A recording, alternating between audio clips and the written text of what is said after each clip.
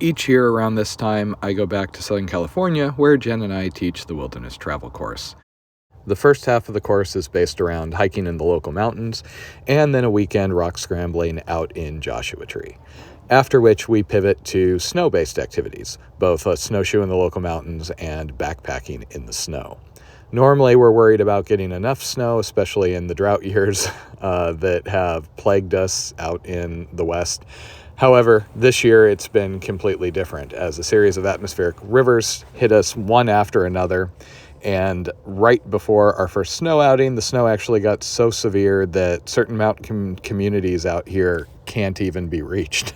This left us scrambling because all the spots that I usually use for snow travel were inaccessible, and I couldn't find anything that was going to have reliable snow low enough that I could get a group our size out in. And so we ended up at the option of very last resort, going to the Palm Springs aerial tramway the day after a record blizzard. And just another Saturday night where it's frickin' hailing on us in San Clemente. This week we've been staying in a campground down in San Clemente, so that meant Jen and I had to be up at 3:30 to make the long drive out to Palm Springs to meet the rest of the group. The plan had been to arrive at the Palm Springs aerial tramway right at 7 a.m. and to be the first people on the very first tram headed up the mountain at 8 a.m. Unfortunately, once again, we had a weather complication, and they came out at about 6:30 and told us that, hey, by the way, the tram's not going to run yet. We're hoping to run at 10 o'clock, but you're going to have to leave. Being somewhat short of options, we rallied down the hill, decided to go get breakfast, and then we were back at 9:30, waiting for the gate to open once again.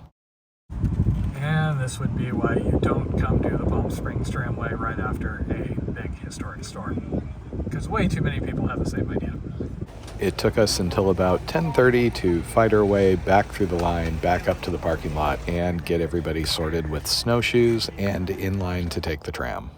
Unfortunately, by the time we got everybody rallied and in line, we were nowhere near the front, and we had quite the wait, including a light TSA-style pat-down of our packs. Our group ended up spread across 3 trams from 11:30 to 12:24. For the low price of $30 plus parking, the tram takes you from the desert floor in Palm Springs up to 8,500 feet in the San Jacinto mountain range.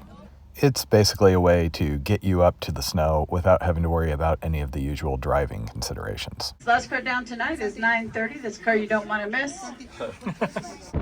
Finally, at 12:45, we had our group up the mountain, got out into the snow, and promptly got hit by really, really strong winds.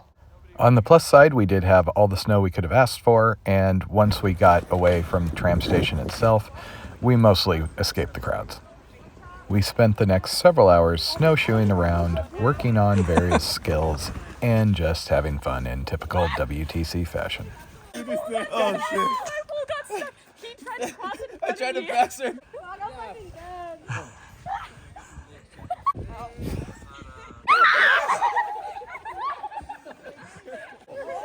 my God.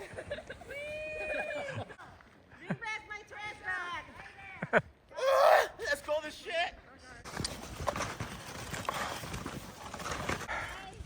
Every time she says that, she's lying less than the last time. Well, supposedly, North Rim of the Grand Canyon was badly damaged by this last set of storms. Yeah. Remember this. Remember this. Remember Murphy's snow travel. There's always stuff that can happen. Here it's kind of extra exciting because of the snow, though, you know? If we're going to get an injury, it'll be here on the ice. We made it back to Tram Station right around as the sun was going down at 6 p.m. and joined yet another line to try and make it down the mountain. And now my least favorite part of the tram experience. By about 7:30 we were down, rallied in the parking lot, collected all the snowshoes, and we were finally done. Except for the whole slightly delirious taters, almost losing it in a Chipotle when our order took about 30 minutes.